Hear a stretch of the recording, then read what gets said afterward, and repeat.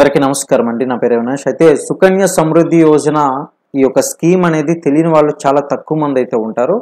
అయితే ఈ యొక్క స్కీమ్కి సంబంధించి కేంద్రం కొన్ని ముఖ్యమైన వివరాలు అయితే తెలియజేసిందనమాట. ఇలా గనక చేయకుంటే అకౌంట్ కూడా క్లోజ్ అయ్యే అవకాశాలు అయితే ఉంటున్నట్లుగా అప్డేట్ అనేది రావడం జరిగింది. కాబట్టి ఇంపార్టెంట్ అప్డేట్ అండి. ఎవరు కూడా స్కిప్ చేయకుండా చివరిదాకా చూసినట్లయితే పూర్తి ఇన్ఫర్మేషన్ మీకు అర్థమవుతుంది. ప్రతి ఒక్కరు కూడా ఎటువంటి ఇన్ఫర్మేటివ్ వీడియోస్ కోసం ఛానల్ని సబ్స్క్రైబ్ చేసుకొని బెల్ సింబల్ నొక్కండి. అదేవిధంగా లైక్ చేయడం మాత్రం మర్చిపోకండి. ఇక వివరాలు చూసుకుంటే గనుక మనకి తెలుసు, ప్రధాని నరేంద్ర మోదీ నేతృత్వంలోని ఎన్డీఏ ప్రభుత్వం తొలిసారి అధికారంలోకి వచ్చిన తర్వాత 2015లో ఆడపిల్లల కోసం మంచి స్కీమ్ తీసుకొచ్చింది. మరి ఇదే సుకన్య సమృద్ధి యోజన అంటాము. చాలా వరకు కూడా మంచి పాపులారిటీ ఉన్న స్కీమ్ అన్నమాట. మరి ఈ యొక్క అకౌంట్కి సంబంధించి బేటీ బచావో బేటీ పడావో అదేవిధంగా ఇనిషియేటివ్ భాగంలో దీనిని ప్రవేశపెట్టింది. ఆడపిల్లల పై చదువులు ఏవైతే ఉంటాయో వాటికి కూడా ఎంతో ఉపయోగకరమైందనమాట. మరి వివాహానికి సంబంధించి అయ్యే ఖర్చులు కూడా తీర్చే ఉద్దేశంతో వారి తల్లిదండ్రులు పెట్టుబడులు పెట్టేలా ప్రోత్సహించడమే ఈ యొక్క స్కీమ్ యొక్క లక్ష్యం అనమాట.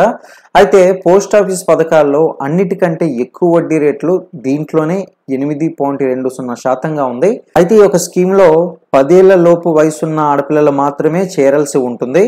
వరుసగా 15 సంవత్సరాలు ఏట కనిష్టంగా 250 రూపాయల నుంచి గరిష్టంగా 1.50 లక్షల వరకు కూడా ఇన్వెస్ట్మెంట్ అనేది చేయొచ్చు. ఇంచుమించుగా మనకి పీపీఎఫ్ అకౌంట్లు అనమాట. కాకపోతే అందులో 500 రూపాయలు, ఇందులో 250 రూపాయల నుంచి కూడా మొదలవుతుంది. ఖచ్చితంగా ఇది సంవత్సరంలో అనమాట. అది మీరు అర్థం చేసుకోవాలి. సంవత్సరం మొత్తానికి చెప్తున్నాను.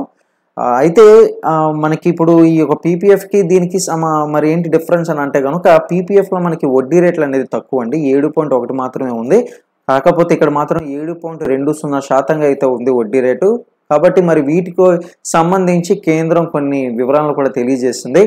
అయితే దీంట్లో ట్యాక్స్ బెనిఫిట్స్ కూడా ఉంటాయి.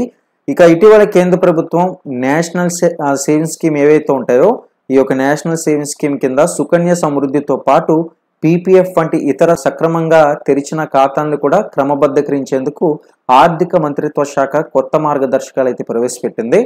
అయితే మరి ఈ విషయాలను కూడా రీసెంట్గా తెలియజేయడం జరిగింది. అక్టోబర్ 1 నుంచి ఈ యొక్క మారిన కొత్త రూల్స్ అయితే అమల్లోకి వస్తాయి. మరి కొన్ని రోజుల్లోనే ఇది అమల్లోకి రానున్నాయి. కాబట్టి ఖచ్చితంగా ఈ విషయాలు అయితే మీరు తెలుసుకోవాల్సి ఉంటుంది. సుకన్య సమృద్ధి పథకంలో మారిన ప్రధాన రూల్ ఏదైనా ఉంది అంటే గ్రాండ్ పేరెంట్స్ తెరిచిన సుకన్య సమృద్ధి ఖాతాలకు సంబంధించినది చెప్పుకోవచ్చు అనమాట.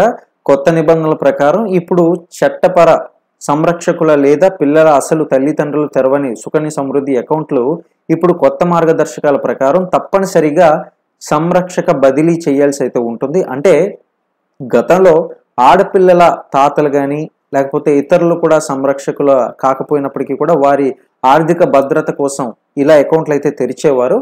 ఇప్పుడు ఇలాంటివి ఏమైనా ఉంటే గనక సహజ పేరెంట్స్ లేదా చట్టపరంగా అనుమతి ఉన్న గార్డియన్స్ ఏవైతే ఉంటారో వాళ్ళు బదిలీ చేయాల్సి అయితే ఉంటుంది. లేకపోతే కనుక గ్రాండ్ పేరెంట్స్ వంటి వారి పేరుతో ఉన్నప్పటికీ సుకన్య సమృద్ధి అకౌంట్స్ క్లోజ్ అయ్యే అవకాశాలు అయితే ఉంటాయి. మరి వీటిని ఖచ్చితంగా మీరు పరిగణనలోకి తీసుకోవాలని చెప్పేసి ఆ కేంద్ర ప్రభుత్వం అయితే మన ముందుకు ఈ విషయాలు అయితే తీసుకొచ్చింది. ఇక సుకన్య సమృద్ధి అకౌంట్ను బదిలీ చేసేందుకు ఆడపిల్ల బర్త్ సర్టిఫికేట్ అయితే ఖచ్చితంగా కావాలండి. ఇంకా కొత్త గార్డియన్ లేదా parents ID proofs, transfer applications form అవసరం అయితే పడుతుంది. అకౌంట్ పాస్బుక్ కూడా తప్పనిసరి అనమాట. ఈ విషయాన్ని అయితే మీరు ఖచ్చితంగా గుర్తుపెట్టుకోవాలి. ఇక పోస్ట్ ఆఫీస్ లేదా బ్యాంకులకు వెళ్ళి ఫారం ఫిల్ చేసి అవసరమైన ఏవైతే వాళ్ళు అడుగుతారో ఆ అడిగిన డాక్యుమెంట్లు అన్నీ కూడా టచ్ చేసి సమర్పించాలి. వాటన్నిటిని కూడా అటాచ్ చేసి సమర్పించాలి.